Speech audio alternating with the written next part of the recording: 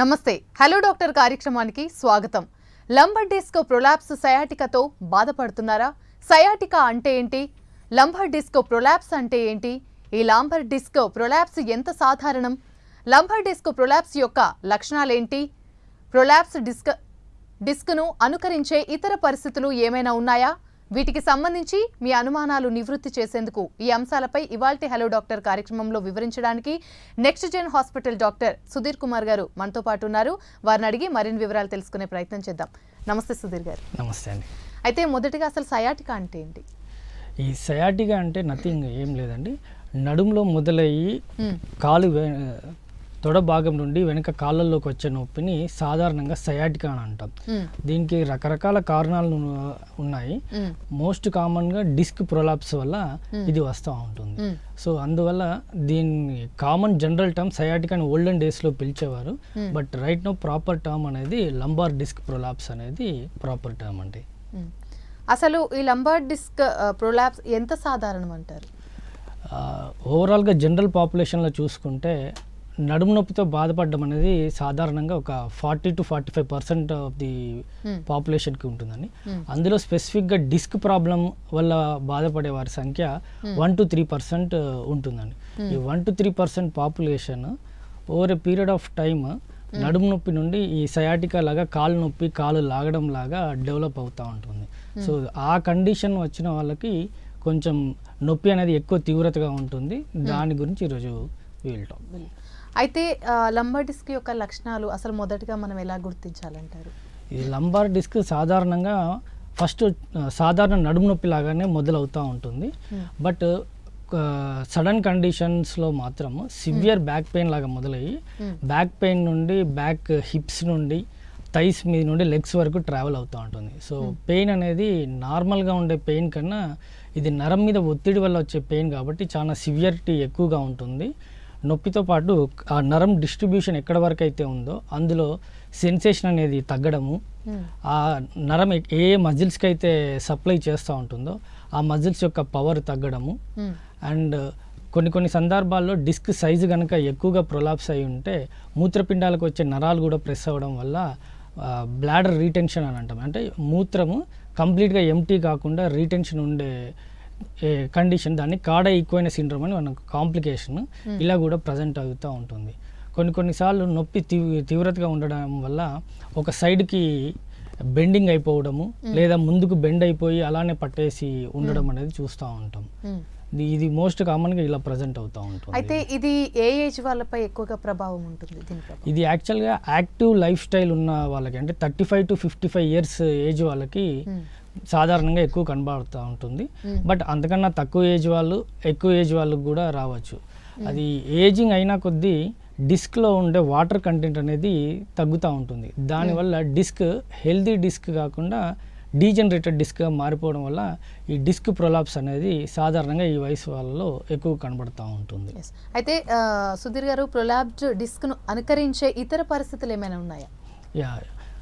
చాలా ఉన్నాయండి. అంటే నడుములో డిస్క్ జారి నరాన్ని ఒత్తినట్టే అదర్ కండిషన్స్ కూడా నరాన్ని ఒత్తినప్పుడు ఇది లెగ్ పెయిన్ సయాటికా లాగా ప్రజెంట్ అవుతుంది. ఎగ్జాంపుల్ స్ట్రెచ్ ఫ్రాక్చర్ ఉన్నప్పుడు కానీ, లేకపోతే ఆస్టియోపోరోటిక్ ఫ్రాక్చర్ ఉండి నరం మీద ప్రెషర్ ఉన్నా కానీ, స్పైనల్ ఇన్ఫెక్షన్స్ ఉన్నప్పటికి కానీ, స్పైనల్ కెనాల్ స్టీనోసిస్ ఉన్నా కానీ, లేకపోతే లిస్థసిస్ ఉండి అంటే ఒక బోన్ పైన ఇంకో బోన్ స్లిప్ అవ్వడము, ఇలాంటి any wide variety of conditions నరం స్పైన్లో ఉండే నరం మీద ప్రెషర్ పడ్డప్పుడల్లా అది సయాటికా లాగా ప్రజెంట్ అవుతుంది.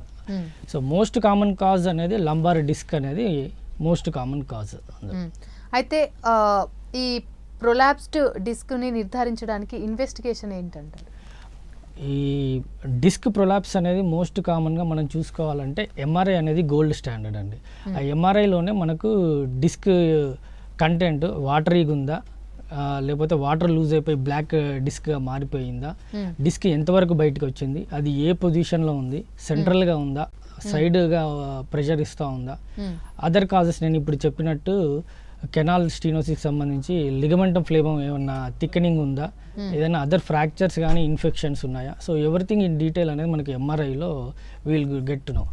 ఎంఆర్ఐతో పాటు ఎక్స్రేలో కొంచెం అడిషనల్ ఫీచర్స్ ఎందుకు కనబడతాయంటే స్టాండింగ్ పొజిషన్లో ఎక్స్రే చేయడం వల్ల మన బాడీ వెయిట్ బేర్ డిస్ట్రిబ్యూషన్ ఎలా ఉంది అనేది, స్పైనల్ అలైన్మెంట్ ఎలా ఉందనేది మనకు క్లియర్గా తెలుస్తూ ఉంటుంది. సో డిస్క్ హైట్ కానీ ఫోరామినల్ హైట్ కానీ ఎండ్ ప్లేట్ చేంజెస్ అనేవి మనకు ఎక్స్రేలు కనబడతాయి.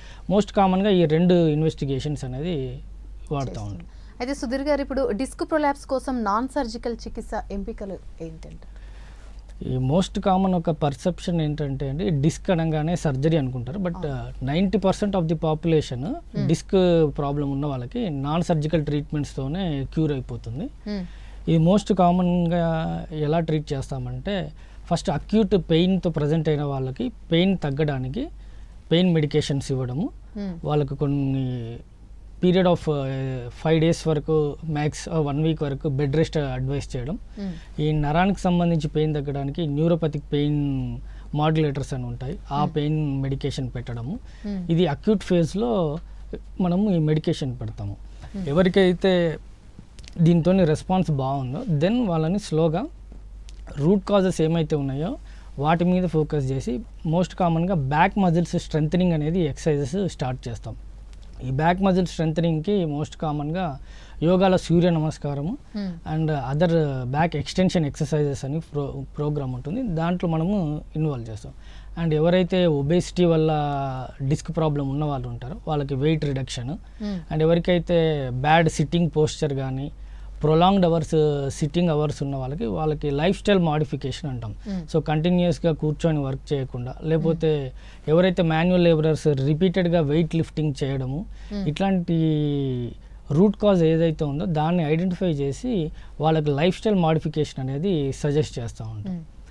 ఎప్పుడైతే ఈ మెడికేషన్కి రెస్పాండ్ కాకుండా ఇంకా సివియర్గా ఉంది అని అనుకుంటే దెన్ పెయిన్ మేనేజ్మెంట్కి ఎపిడ్యూరల్ స్టీరాయిడ్ ఇంజెక్షన్ అనేది ఇవ్వడం జరుగుతుంది.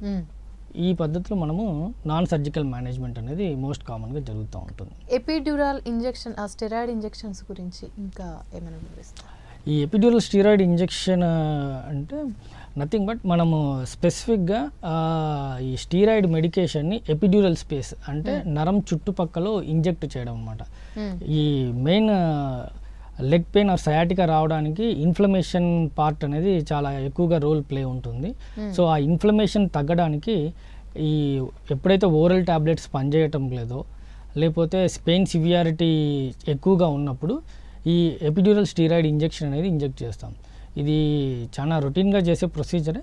సో స్పైన్లో ఎగ్జాక్ట్గా డిస్క్ ప్రొలాప్స్ ఉన్న సైట్లో చేసే టెక్నిక్ని ట్రాన్స్ఫోరామినల్ టెక్నిక్ అంటారు. అదర్ టెక్నిక్స్ వచ్చేసి ఇంటర్లామినర్ కానీ కార్డల్ టెక్నిక్ ఉన్నాయి. ఓవరాల్గా ఏంటంటే steroid medication with combination of local anaesthetic medication ఇవ్వడం వల్ల అక్యూట్ పెయిన్ అనేది చాలా ఫాస్ట్గా రిలీఫ్ అనేది ఉంటుంది. సో దీనివల్ల మనకు పెయిన్ సైకిల్ అనేది బ్రేక్ అవుతుంది. So that patient slowly you can come back to his normal life. అయితే డిస్క్ ప్రొలాప్స్ కోసం శస్త్రచికిత్సలు అసలు ఎప్పుడు చేయాలంటారు?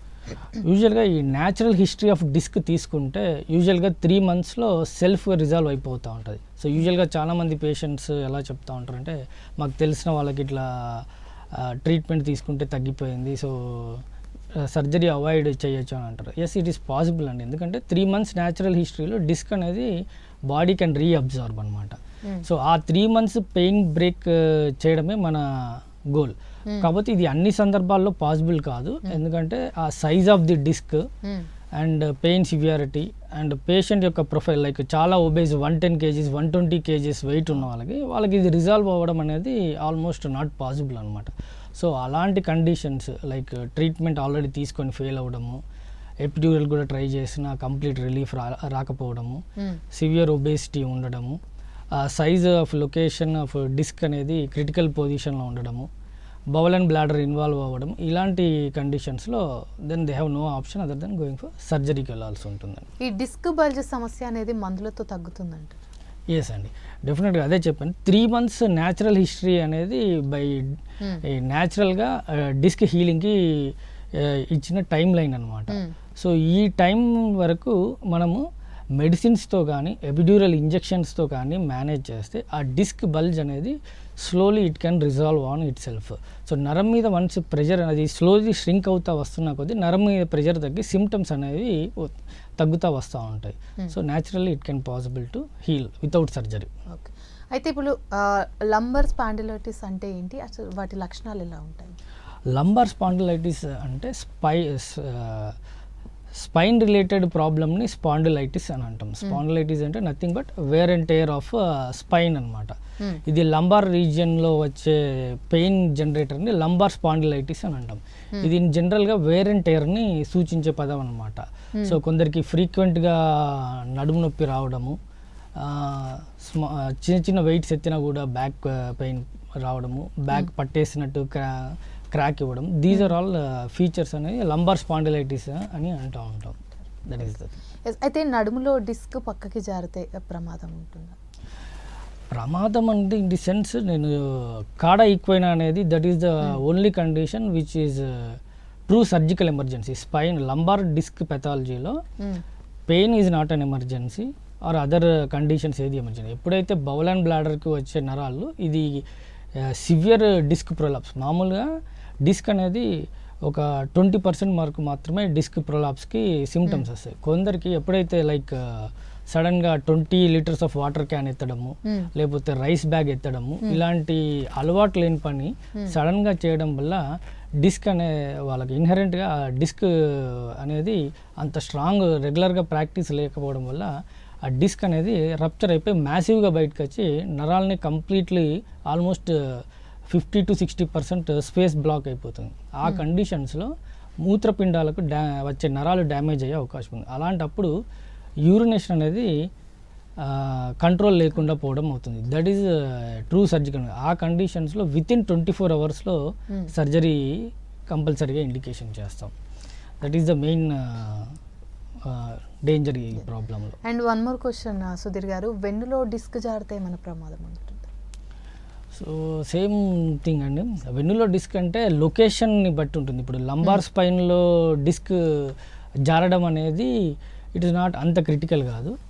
ఎందుకంటే ఈ స్పైనల్ కార్డ్ అనేది బ్రెయిన్ అనేది స్పైనల్ కార్డ్గా కంటిన్యూ అయ్యి అది థొరాసిక్ లంబార్ జంక్షన్ దగ్గర ఎండ్ అవుతుంది. ఆ కింద నుండి వచ్చేటివన్నీ ఓన్లీ నర్వ్స్ కిందికి వస్తుంది. కార్డ్ స్పైనల్ కార్డ్ ఎండ్ అయిపోయి కార్డ్ నుండి వచ్చే నర్వ్స్ మాత్రమే కిందికి ఉంటాయి. సో లంబార్ లెవెల్లో డిస్క్ ప్రొలాప్స్ ఉండడం వల్ల ఓన్లీ నర్వ్స్ మాత్రమే ఎఫెక్ట్ అవుతుంది. But higher level like thoracic లెవెల్లో కానీ, నెక్ దగ్గర సర్వైకల్ లెవెల్లో కానీ డిస్క్ ప్రొలాప్స్ అయితే ఈవెన్ స్పైనల్ కార్డ్ కూడా ఇన్వాల్వ్ అవుతుంది. ఆ కండిషన్ మనం మైలోపతి అని అంటాం. అది కొంచెం ఇంకా సివియారిటీ ఎక్కువ. సో ఆ కండిషన్స్లో ఈ పెయిన్ అండ్ పెరాస్థీషియస్ అంటే తిమ్మిర్లు ఎక్కడము, లేకపోతే యూరిన్ కంట్రోల్ లేకపోవడం, బాడీ నడిచే దానికి బ్యాలెన్స్ అవుట్ అవ్వడము, అది కొంచెం ఇంకొంచెం తీవ్రత ఎక్కువ ఉంటుంది. దానివల్ల కొంచెం ప్రమాదం ఎక్కువ ఉండే అవకాశం ఉంటుంది. సో లొకేషన్ని బట్టి ఈ డిస్క్ పెథాలజీ యొక్క సివియారిటీ డిసైడ్ అవుతుంటుంది. అయితే ఈ ప్రాబ్లంకి మెడికేషన్తో పాటు ఇంకా ఏదైనా ఎక్సర్సైజ్ చేస్తే ఎలాంటివి చేయాలంటారు? యా, డెఫినెట్గా అండి. ఎక్సర్సైజ్ అనేది చాలా మేజర్ రోల్ ఉంది ఇందులో. బేసికల్లీ నడుముకు సంబంధించి ఎక్సర్సైజ్ చేస్తే బాగుంటుంది. యూజువల్గా క్లినిక్స్కి వచ్చే పేషెంట్స్ సార్ వాకింగ్ చేస్తున్నాం ఇజ్ ఇట్ ఫైనా అని అడుగుతూ ఉంటారు. బట్ వాకింగ్ అనేది ఓవరాల్లీ ఇట్ హెల్ప్స్. బట్ స్పైన్కి సంబంధించి స్పెసిఫిక్గా స్పైన్కి సంబంధించిన ఎక్సర్సైజెస్ అనేది చేయాలి. అందులో బాగా యూస్ఫుల్ అయ్యేది స్విమ్మింగ్. సో ఈ స్విమ్మింగ్ వల్ల బ్యాక్ మజిల్స్ అనేవి స్ట్రెంథనింగ్ అనేవి చాలా బాగా అవుతుంటుంది. ఎవరికైతే స్విమ్మింగ్కి యాక్సెస్ లేకపోవడం, లేకపోతే రెగ్యులర్గా స్విమ్మింగ్ పూల్కి వెళ్ళలేని వాళ్ళకి ఎక్సర్సైజ్ ప్రోగ్రామ్ సజెస్ట్ చేస్తాం. లైక్ సూర్య నమస్కారం యోగాలో అండ్ అదర్ బ్యాక్ ఎక్సర్సైజెస్లో మెకెన్జీ ఎక్సర్సైజ్ ప్రోగ్రామ్ అని ఉంటుంది. సో ఇందులో స్పైన్ ఎక్స్టెన్షన్ ఎక్సర్సైజెస్ అనేది చాలా యూస్ఫుల్ అవుతుంది. అయితే సుధీర్ గారు, మీ నెక్స్ట్ జెన్ హాస్పిటల్లో ఎలాంటి ఫెసిలిటీస్ ఉంటాయి ఈ సమస్యకి? సో మా హాస్పిటల్కి వచ్చేసరికి we are equipped with all kind of facilities and treatment అండి. సో మెడికేషన్సే కాకుండా ఈ ఎపిడ్యూరల్ ఇంజెక్షన్ ఇవ్వడము ప్లస్ సర్జరీస్ ఆఫర్ చేయడము కానీ అవుతూ ఉంటుంది. సారీ.